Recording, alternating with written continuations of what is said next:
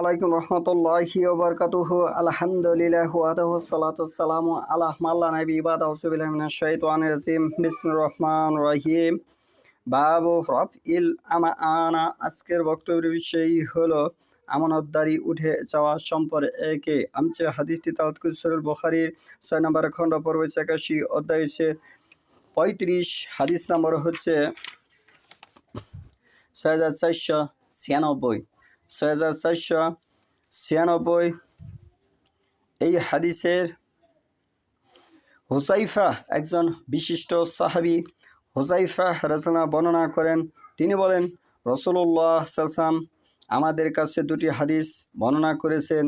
একটির বাস্তবায়ন আমি দেখেছি ও দ্বিতীয়টির অপেক্ষা করছি। হুযায়ফা রাদিয়াল্লাহু বলতেছে, আমি একটি হাদিসের বাস্তবায়নে দেখেছি এবং দ্বিতীয়টির আমি অপেক্ষা করতেছি।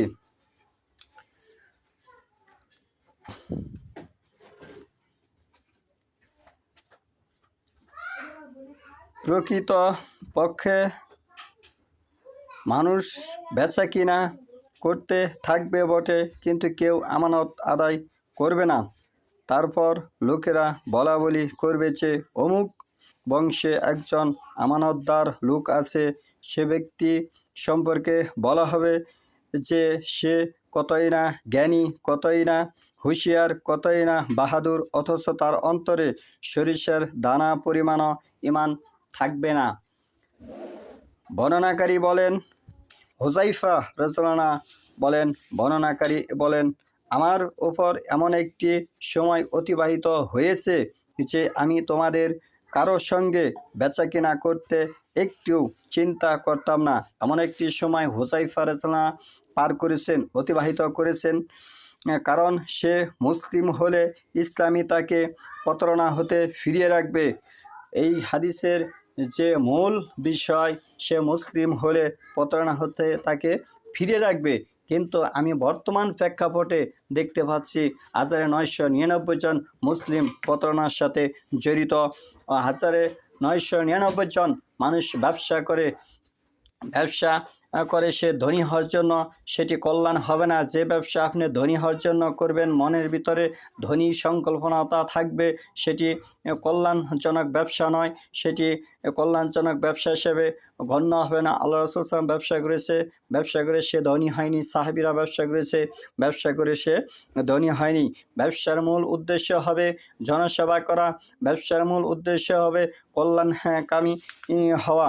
এখানে যে কথাটি হাদিসে বোঝা যাচ্ছে, কারণ সে মুসলিম হলে ইসলামী তাকে প্রতারণা হতে ফিরিয়ে রাখবে। মানুষ 1999 জন বর্তমানে প্রতারণার সাথে জড়িত।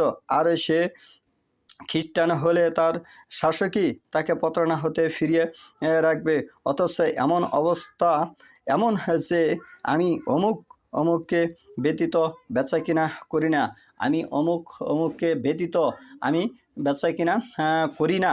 এই 1500 বছর আগে হুযায়ফা রাদিয়াল্লাহু হাদিস বর্ণনা করেছেন যে আমি অমুককে ব্যতীত বেচা কিনা করি না।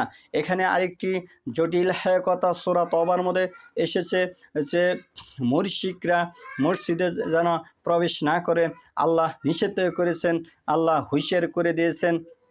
এখানে ব্যবসা সকলে করতে পারবে, যেমন মসজিদ সকলে করে। কোনো মুশরিক কে ফাসিক কে জালিম কোনো ভেদাভেদ নেই।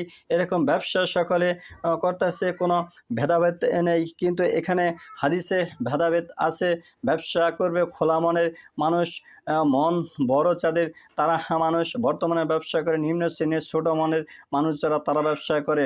ব্যবসার জন্য যেমন একটি নির্দিষ্ট মন মানসিকতা থাকা প্রয়োজন, এমন মসজিদ করার জন্য একজন মুমিন ন্যায়নিষ্ঠ হওয়া প্রয়োজন। এখানে আরেকটি হাদিস উল্লেখযোগ্য, সহিহ বুখারী শরীফের 6 নম্বর খণ্ড পর্ব 81, হাদিস নম্বর হচ্ছে 6498, হাদিস নম্বর হচ্ছে 6498। সালিম ইবনু আব্দুল্লাহ আন্না আব্দুল্লাহ ইবনু ওমর রাদিয়াল্লাহু আনহা কালা সামি'তু রাসূলুল্লাহি সাল্লাল্লাহু আলাইহি ওয়াসাল্লাম ইয়াকুলু ইন্নামান নাসু কা আল বিইলিল মিআতি লা তাকআদু তাজিদু ফিহা রাহিলাতান। আব্দুল্লাহ ইবনে ওমর রাদিয়াল্লাহু আনহু বর্ণনা করেন যে আমি রাসূলুল্লাহ সাল্লাল্লাহু আলাইহি ওয়াসাল্লামকে বলতে শুনেছি। আব্দুল্লাহ ইবনে ওমর রাদিয়াল্লাহু আনহু বর্ণনা করেন যে আমি রাসূলুল্লাহ সাল্লাল্লাহু আলাইহি ওয়াসাল্লামকে বলতে শুনেছি, তিনি বলতেন, রাসূলুল্লাহ সাল্লাল্লাহু আলাইহি ওয়াসাল্লাম বলতেন, নিশ্চয় মানুষ এমন শত উটের মতো যাদের মধ্য থেকে তুমি একটিকেও বাহনের উপযোগী পাবে না। এ হাদিস একটি উদাহরণ স্বরূপ হাদিস দিয়ে রাসূলুল্লাহ সাল্লাল্লাহু আলাইহি ওয়াসাল্লাম বুঝিয়েছেন শত শত কোটি কোটি মানুষ পাবে, কিন্তু ন্যায়নিষ্ঠ এবং তাকওয়াশীল, আল্লাহ ভীরু এবং শিরিক মুক্ত, বেদাত মুক্ত, ওহির অনুসারী মানুষ সংখ্যায় তুমি পাবে না। এই হাদিসের উদাহরণ হচ্ছে এরূপ, যেমন কিয়ামতের দিন আল্লাহ কারো লোককে শোনানোর ও লোককে দেখানোর উদ্দেশ্য প্রকাশ করে দিবেন।